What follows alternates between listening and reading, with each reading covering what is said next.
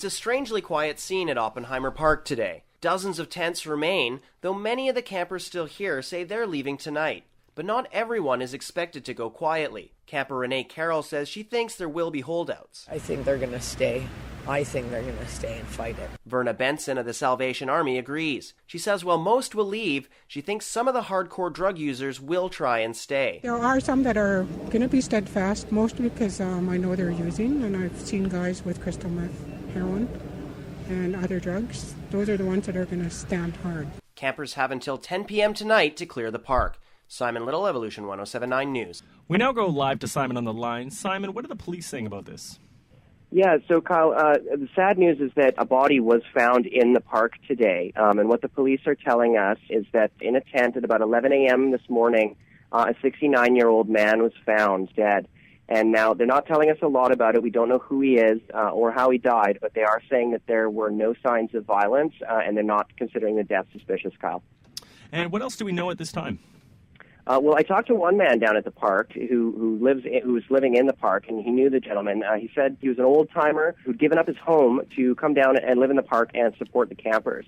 Now this man I spoke with, he said he believed that the man had been possibly dead for several days, as there was a notice from the Pivot Legal Society distributed last week, still pinned to the tent. Now, and so I just got off the phone with Kevin Hollett of the Pivot Legal Society, and he says, we should not rush to judge the camp based on the situation. We don't know how the man died, but it does highlight the dangers of living outside. All in all, though, it's a very sad way to cap the week as the city moves in to break up the camp tonight, Kyle. Saw him standing there. Remember what happened yesterday? You know what? They're veterans. We don't do enough for them. That's the voice of one onlooker who stopped to respect retired Corporal David Ward, standing at attention in front of Victory Square. Wearing a cotton vest emblazoned with patches in monsoon weather, he cut a lonely figure. But he says it's his duty to be here today. Because of what happened in Ottawa, I'm supporting my brothers and sisters that are retired, as well as in respect for the young corporal that was murdered yesterday. So I just got off graveyard shift and I came down. Though visibly emotional, Ward says he hopes the people stay rational and don't rush to blame Muslims following the attack. Simon Little, Evolution 1079 News. And I am now live with Simon, who spoke to Corporal Ward today. What more can you tell us about this brave veteran? Well, Austin, it was just a really touching tribute. You've been outside today. It's pouring rain, and Corporal Ward was just wearing something like a uniform made out of cotton, and just standing there in the rain, just at attention. It was really something to see. He said he worked all night last night and was just compelled to come down first thing today. So he was quite emotional. He teared up talking about what happened in Ottawa. He said he'd served 2 terms in the UN in the 70s, and really felt a connection to all other veterans across the country after what happened yesterday. Now, what else is going on at the memorial? Well, people are stopping to watch or just to take a moment of silence.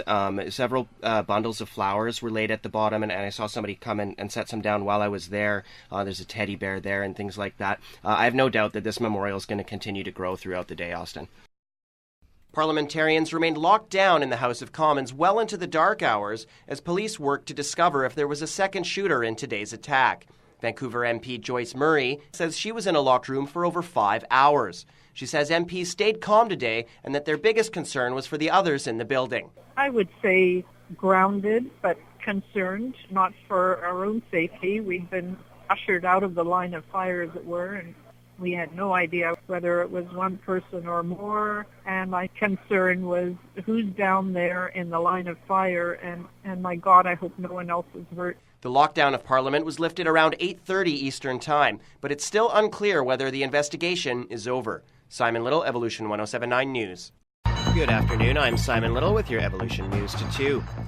Protesters are growing in numbers where Kinder Morgan is expected to arrive and begin work on Burnaby Mountain. Zach Singer has more. And a group of landowners from BC's Peace region say they have filed a petition to the Supreme Court of British Columbia in response to the proposed Site C Dam's environmental approval. Francesca Lucia has more on that. British energy company BG Group is putting its Prince Rupert liquefied natural gas project on hold. Company executive Andrew Gould says they aren't abandoning the project, only assessing changing market conditions. Gould says there's a risk the market could be saturated past 2020, so BG is waiting to see how conditions evolve.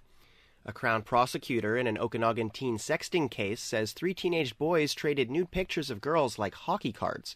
Sarah Firestone was speaking in Kamloops yesterday, where the boys pleaded guilty to criminal harassment in the scandal. The boys originally faced stiffer charges relating to child pornography, but pled guilty to a lesser charge. Canadian warplanes have touched down in Kuwait, and security is high outside the airfield. Canada has provided CF-18 fighters and CP Aurora surveillance craft, which could be joining the U.S.-led airstrikes against Islamic militant targets by the weekend. Canada's top military commander, General Tom Lawson, publicly laid out the timeline for launching strikes several weeks ago. Now for your weather, it's currently partly cloudy and 16 degrees outside our Burnaby studio. Expect sunny breaks throughout the afternoon and then partly cloudy with a low of 11 tonight. That's your news to 2. I'm Simon Little and you're listening to Evolution 107.9.